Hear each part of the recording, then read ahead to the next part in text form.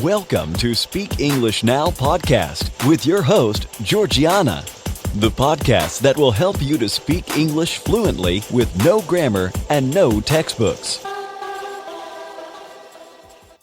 Hi everyone, I'm Georgiana, your online English teacher. My mission is to help you to speak English fluently. Speaking English is way easier when you use the right material and techniques. In the first part of this lesson, I'll talk about punctuality. In the second part, you will practice your spoken English with a mini story. And in the last section, I'll mention the benefits of reading and listening. Let's start.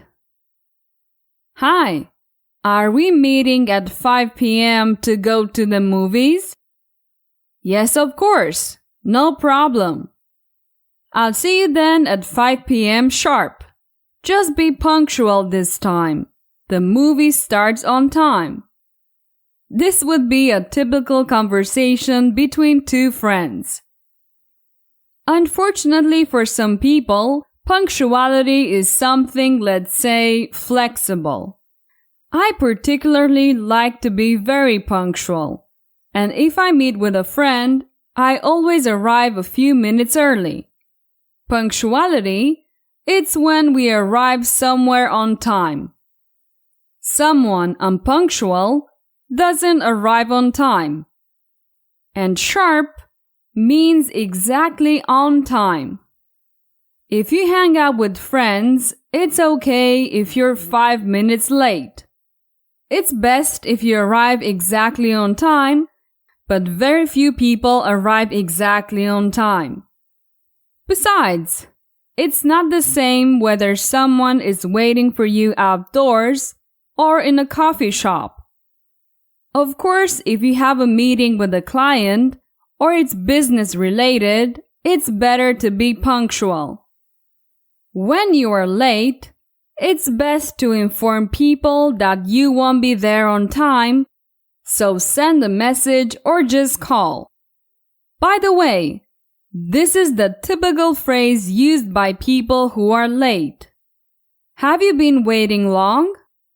Here the honest answer should be, I've been waiting since the time we agreed to meet. Talking about unpunctuality, I have an incredibly unpunctual friend. I remember that one day, we met at 8 p.m. to have dinner at a new fancy restaurant. I knew she wouldn't be there on time, so I made a reservation half an hour later.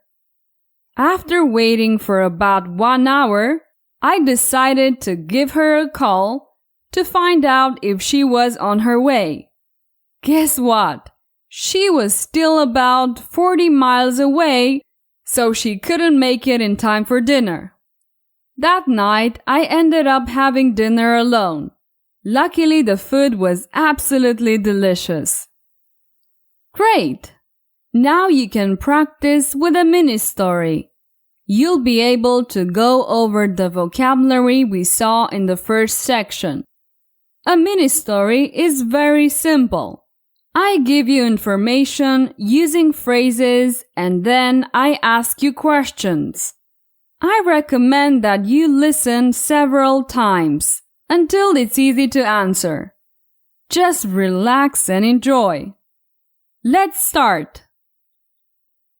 Brian wasn't punctual because he was always late. Was Brian punctual?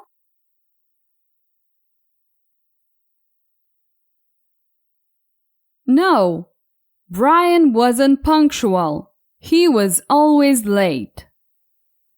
Was Brian sometimes late?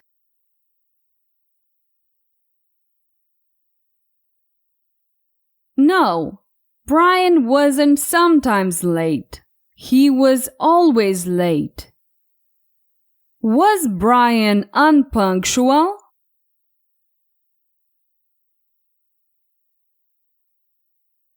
Yes, he was. He was unpunctual. Was Brian late?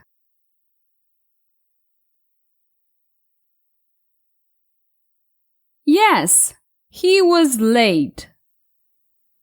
Why was Brian unpunctual?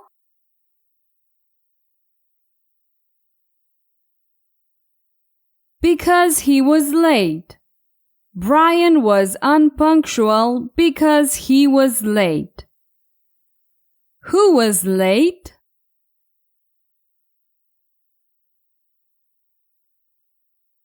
Brian. Brian was late. He was very unpunctual. Brian was always 7 hours late. Was Brian late?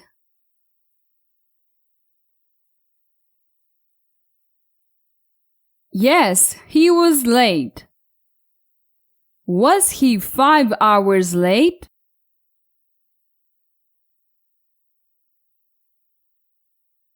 No, he wasn't 5 hours late. He was 7 hours late.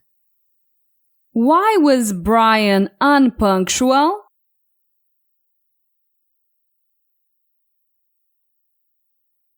Because he was 7 hours late. He was unpunctual because he was 7 hours late. Was Brian always 7 hours late?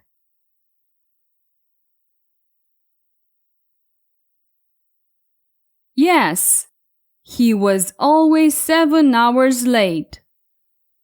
Brian's friends were very angry because he was late. Did Brian's friends get angry?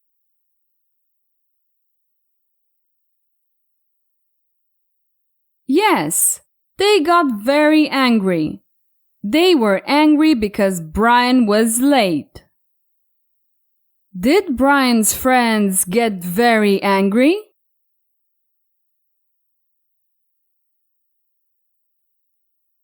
Yes, Brian's friends were very angry. They got very angry. Whose friends got angry?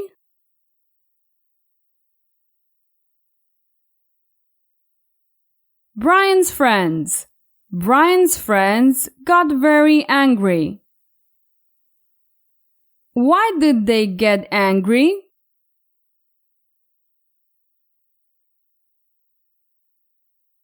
Because Brian was late. That's why they got angry. Brian always said, "Have you been waiting long?"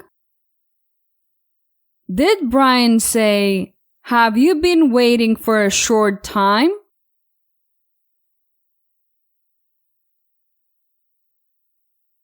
No, he didn't say that. Brian didn't say that. He said, "Have you been waiting long?" Who said that?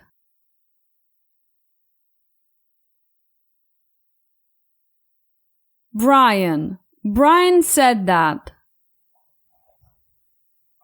Who did Brian say that to? His friends?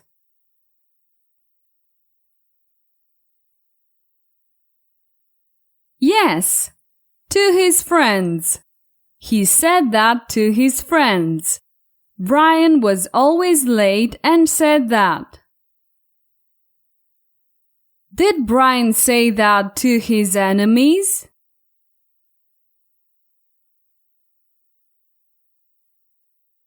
No, not to his enemies, to his friends. He said that to his friends. Brian's friends solved the problem by also arriving 7 hours late. Did Brian's friends solve the problem?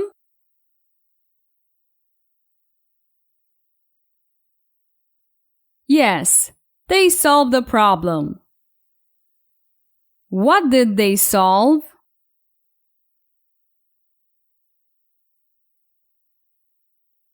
The problem. Brian's friends solved the problem by also arriving 7 hours late. Did they solve the problem by arriving sooner?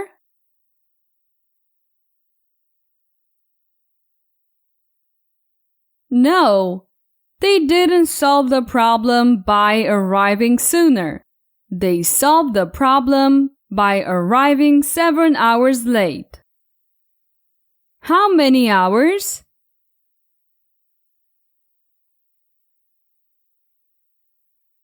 7, by arriving 7 hours late. Perfect. This is the end of the story. Brian was always 7 hours late. Always. Then his friends solved the problem by arriving 7 hours late too. This way, everyone arrived at the same time. Let's continue with the next and last section of this episode. In this last part, I'll explain the benefits of reading and listening and the relationship among reading, writing, speaking, and listening. As a language student, the main activities to learn a new language are reading, writing, listening, and speaking. This is what we naturally do in our mother tongue. One key aspect to keep in mind is that we can categorize these activities as input and output. As you may guess, listening and reading are input activities, and writing and speaking are output activities. In other words, when you're listening or reading, you are being exposed to the language. And when you're writing and speaking, you are producing the language. The traditional approach tells you that the more you write and speak, the better. That's why language schools insist on writing a lot and practicing your speaking with other students, sometimes in groups. This seems reasonable, but it's not effective. There's a lot of research that points out the contrary. Basically, in order to develop your English, you need to do input activities most of the time. Why is that? Because you can't produce the language if you haven't previously learned it. And the way to learn it is through comprehensible input. As simple as that. But then, is speaking and writing a waste of time? No, I didn't say that. When you speak in a conversation, you see what areas of the language you need to improve. Then, when you listen again, you will naturally pay more attention to those areas. For example, if you're in a conversation and you have to describe something in the past tense, when you try to do it, you see that you make some mistakes. The next day, when you listen to your materials again, I bet you'll pay more attention to the past. A good schedule may be listening 1 hour a day, a course, a podcast, etc., and practicing your speaking with a tutor or friend a couple of times a week. You will improve a lot. Last but not least, there's an interesting consequence when you listen and when you read. Listening will naturally help you with your speaking, and reading will naturally help you with your writing. So if you are interested in developing your speaking, your fluency, you will need to listen a lot. Then you can practice with a friend or tutor. The same thing happens with reading and writing. You can use this podcast and my English courses to improve your listening comprehension and your speaking. Just go to method.speakenglishpodcast.com and get my free video course along with some samples of my Speak English Now courses. Alright, this episode ends right here. Remember to share this podcast with your friends and to leave a comment. See you soon. Bye-bye. Did you enjoy today's episode? Get the transcript now at speakenglishpodcast.com. speakenglishpodcast.com